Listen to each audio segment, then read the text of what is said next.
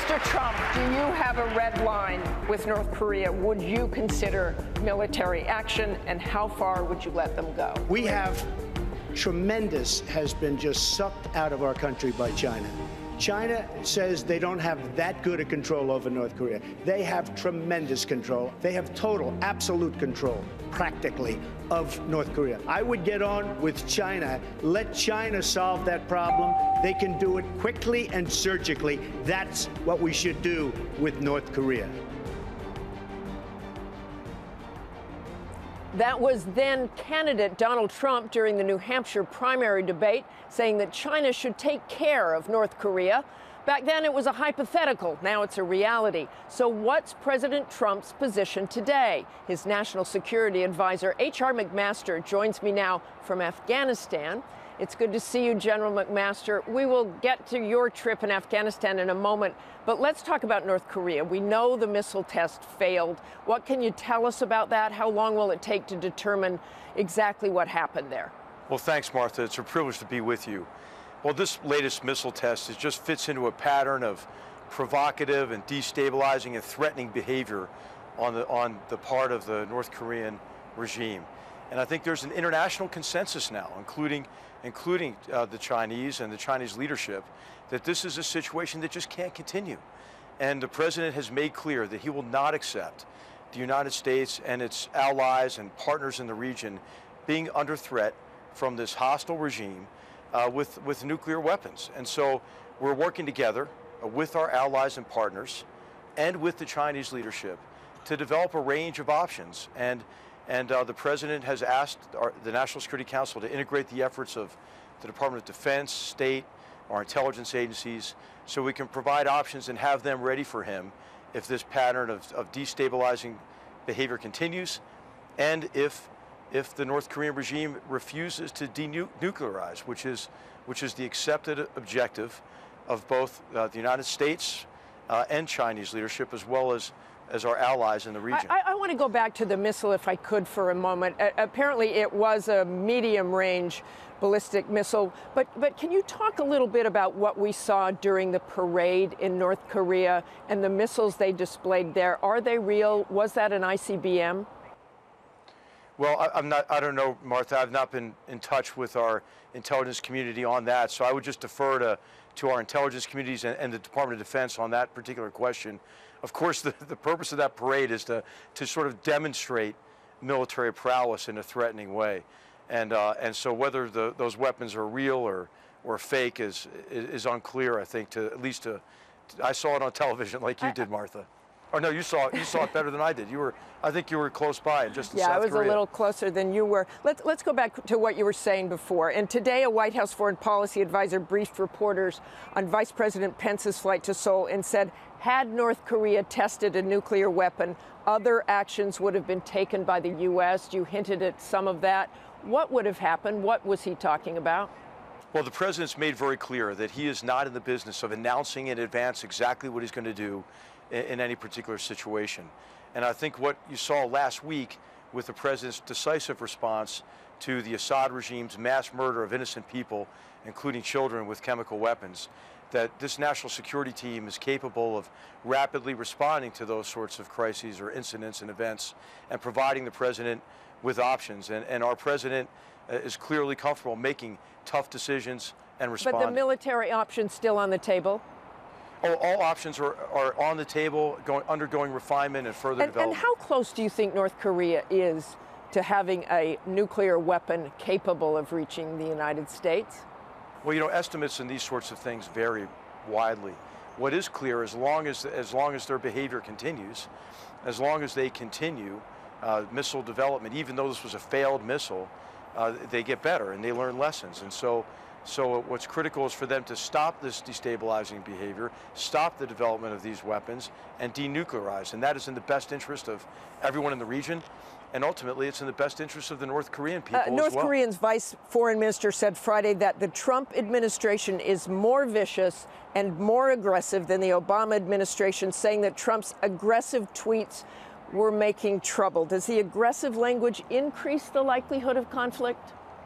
I think it should make clear to the North Korean regime that it is in their best interest to stop the development of these weapons, to stop the development of these missiles, and to denuclearize the peninsula.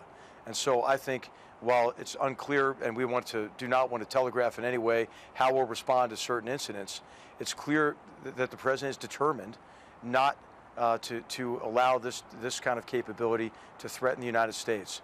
And our president will take action that is in the best interest of the American people. One of the big concerns here, General McMaster, is how North Korea would respond to aggressive action or some sort of preemptive strike. How do you think they would respond? Well, that's what's particularly difficult about dealing with this regime, is that it is unpredictable. This is someone who's demonstrated his brutality by murdering his own brother, by murdering others in his family, by imprisoning, large numbers of people in horrible conditions for no reason, for political reasons. And so this regime has given the world reason for concern, and that includes the Chinese people and the Chinese leadership as well. I mean, what Kim Jong-un is doing is a threat to all people in the region and globally as well. I mean, this is someone who has said not only does he want to develop a nuclear weapon, but he wants to use it to coerce others. He said that he was willing to proliferate nuclear weapons once he develops them. And so this is a grave threat to all people. You heard what President Trump said about China in that primary debate, but this week he said, after listening to President Xi, he realized it's not so easy. Are you truly confident you can get China to pressure North Korea in a meaningful way? Well, we'll see what happens. What we do know is that in the midst of the responding to the mass murder of the Syrian regime, the president and the First Lady hosted an extraordinarily successful conference summit with President Xi and his team. And not only did they establish a very warm relationship, but since that time they worked together on other issues. On North Korea, they worked together, but they worked together as well in connection with the response to the mass murder on the part of the Assad regime, in connection with the UN vote. I think President Xi was courageous in distancing himself from the Russians, isolating really the Russians and the Bolivians. And this all occurred on the same day that President Trump hosted the Secretary General of NATO, representing our wonderful NATO allies. And I think the world saw that, and they saw, well, what club do you want to be in?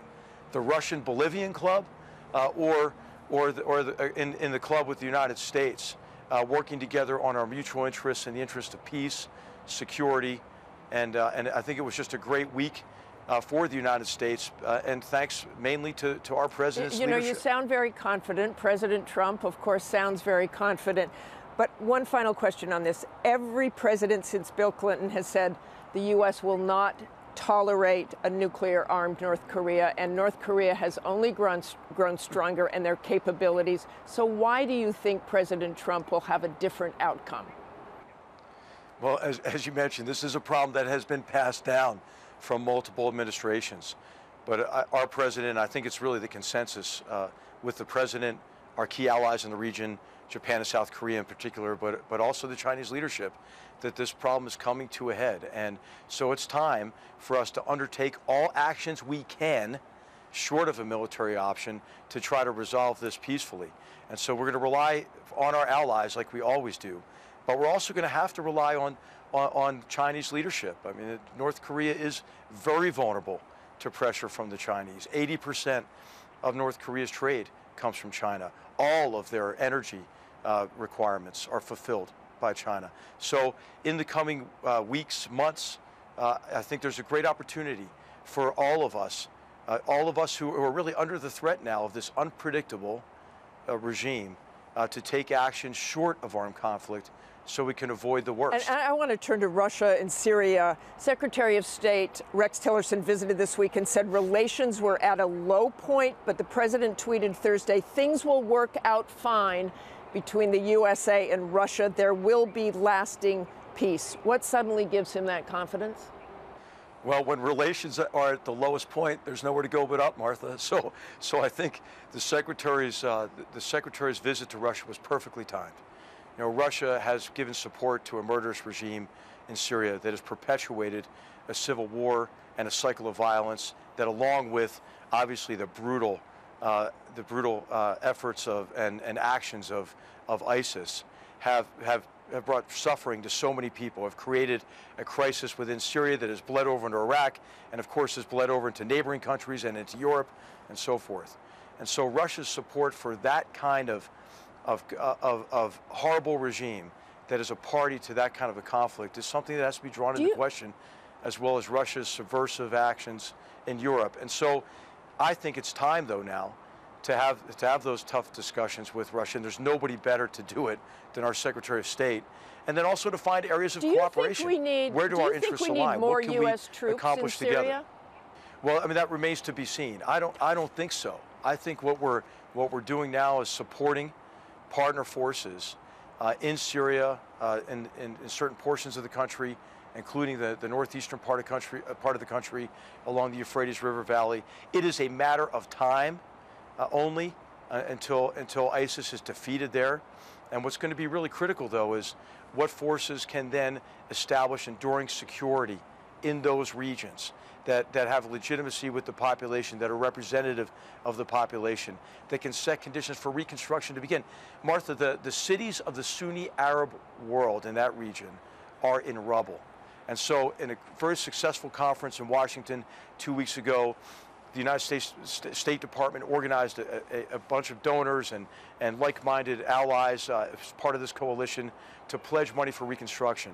But what we need now is we need a security situation that's conducive to that reconstruction, that can allow so many of the displaced people and the refugees to return, and for those long-suffering people to enjoy the security, stability that they deserve. And I want to finish on your trip there to Afghanistan. It's really remarkable to think about the fact that we've been fighting there since 2001. What haven't we done that we should have? And do you think more troops are needed there, as General Votel has said? What's clear here in Afghanistan is the stakes are high.